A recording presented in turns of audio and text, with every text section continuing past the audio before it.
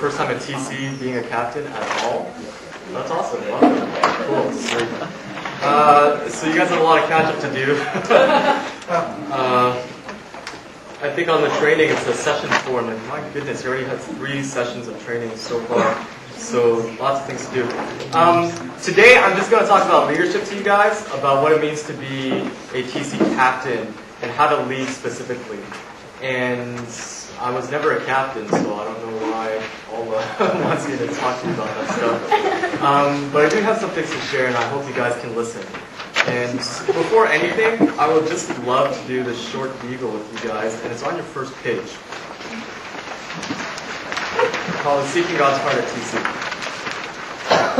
So I don't know if you ever read from the book of Isaiah. Isaiah is one of those huge mother-long books in the Bible. It's in the Old Testament, so I don't even know if you flip to that side of the Bible, right? But it has some pretty powerful, edgy stuff.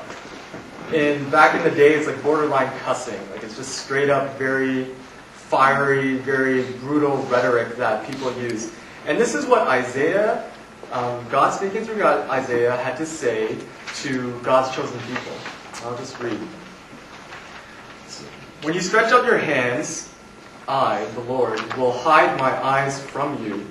And even though you make many prayers, I will not listen, because your hands are full of blood. I'll just stop there for a sec. I went to this mega conference, some of you guys probably heard of it, called Urbana recently, over the break. And it was like 22,000 people. I was going to show you pictures, but my comms messed up. And it was insane. We packed out the stadium for the St. Louis Rams, if you guys follow football. So it's a huge stadium, kind of like Sky Dome or ACC. And it was just packed out with worshipers. So I'm here, like one Asian dude, and I'm worshiping beside like this black guy from Africa. It was so amazing. And there's another guy beside me, or this girl beside me from, I don't know, somewhere down south, Texas or something, like Americans, whatever. And the cool thing was we got to worship in multiple languages, right? Like we got to worship in English, of course. We got to worship in French. Like there was a bunch of Montreal and Quebecois people. And even more bizarre, you got 22,000 people all speaking English, really, and we got to worship in Korean, right? So we sang a few songs in Korean, and Creole, if you guys know what that is. And in Chinese, in Mandarin. We sang We Fall Down in Mandarin.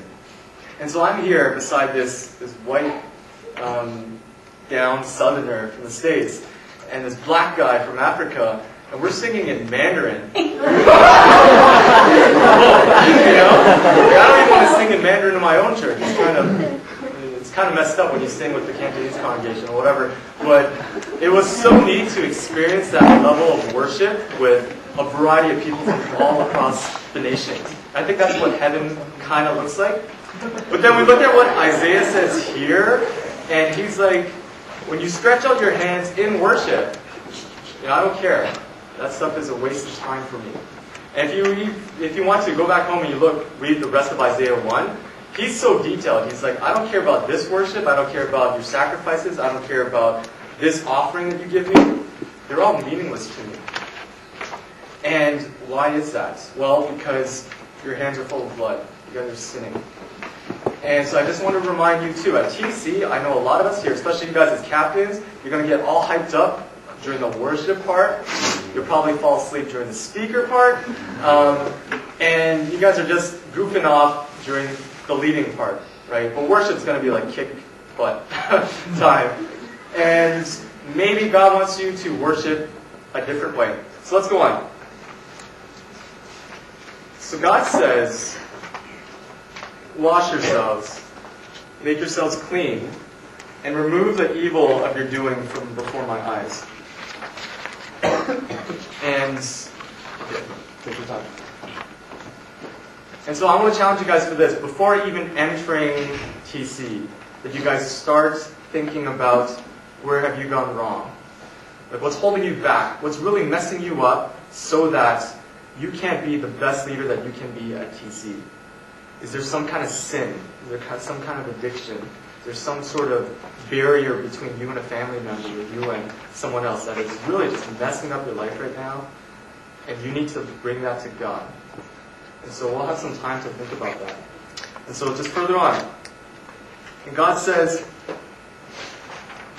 you should cease to do evil and learn to do good. You should seek justice, rescue the oppressed, defend the orphan, and plead the case for the widow. And so when we go to TC, I know there won't be so-called oppressed people, right? Like we're all pretty middle class, decent living conditions. There might be an orphan or two, I don't know. I hope there won't be a widow, but there might be, you never know, at TC. But in any case, if you read the Bible carefully, these are the outsiders in the Bible. These are the people that you frown upon, right? There's kind of like a whole bunch of tier systems in the Bible. There would be people like the lepers. You don't even touch them. You don't welcome them to your society. But then there's also these people like the orphan who is fatherless and the widow who's husbandless, and you couldn't care about them. And there will be people like that at TC that are not cared for. And so I want you guys to pay attention to those. Thank God. It's back. Sweet. So I want you to write what I would like you guys to do. There's a section, it goes, what is your holy discontent?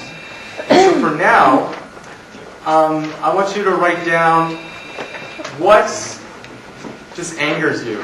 What do you think angers you and would also anger God? Like what makes you sad? And what you think would also make God sad? Like what are things that you think, this is not right in the world?